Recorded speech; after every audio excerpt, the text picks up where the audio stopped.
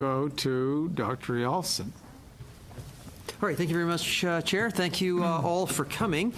Just as a little bit of a side on international law, yes, you can be banned from the United States for saying you smoke pot, but and I just looked this up, you can be banned from the United States for admitting to be a member of the Communist Party, and that is still the law today. So whatever that says.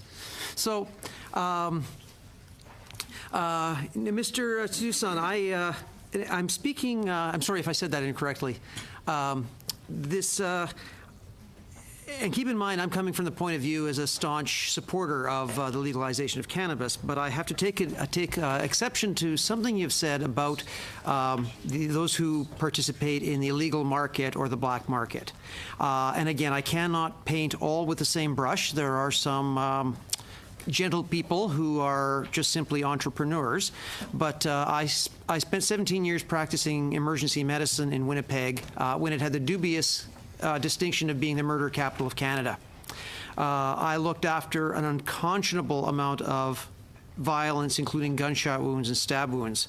A large proportion of that was, in fact, the black market in drugs, and most of that was cannabis. And that was all verified. So I think we have to caution our judgment as to what we call the black market and understand there is a very dark and dangerous element to this, and this is part of what we want to control and undermine. Now, one of the things that you had said in your submission was you did not want a government monopoly. You said that Ontario's plan was very ill-advised. However, experience in Colorado and Washington had shown that when you undercut the price, or when you keep the price low, you can undercut the black market, and in fact, that's working very well. Colorado is now at least 70% of their market is now legitimate and may be trending to close to 90%. If you had a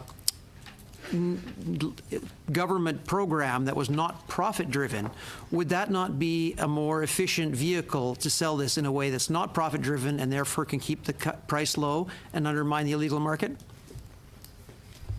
Well, let me just point out the Colorado system is a system of private enterprise, not a government monopoly. So that's... However, on that, I should just point out that that was not by choice, but so that they wouldn't violate federal law. But please go on.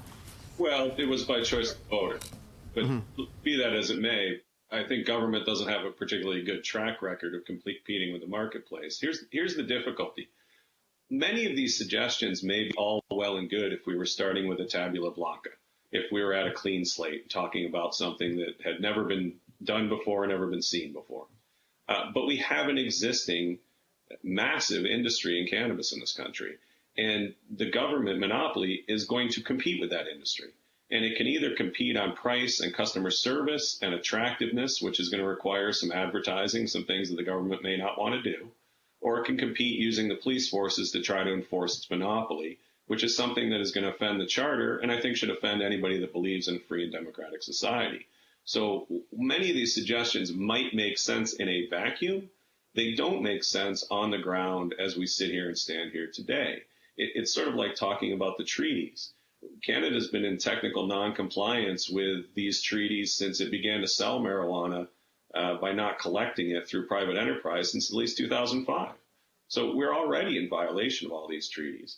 These treaties are also responsible for creating a paradigm of prohibition that's led to the international black markets and all these drugs and devastation, destruction, and death across the world, including the opioid epidemic that's ongoing everywhere in this world, and particularly in this country and in the United States. So we're not starting from a blank slate. We're starting from trying to claw our way back from a failed system that does a tremendous amount of damage. However, if I